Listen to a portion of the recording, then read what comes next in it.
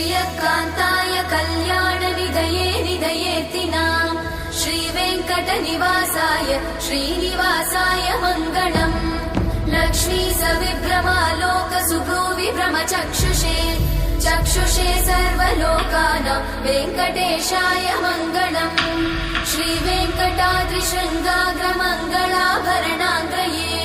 मङ्गलानां निवासाय श्रीनिवासाय मङ्गलम् सर्वावयव सौन्दर्य सम्पदा सर्वचेतसां सदा सम्मोहनायास्तु वेङ्कटेशाय मङ्गलम्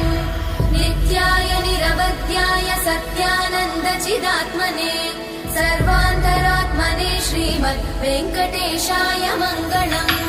स्वतः सर्वविदे सर्वशक्तये सर्वशेषिने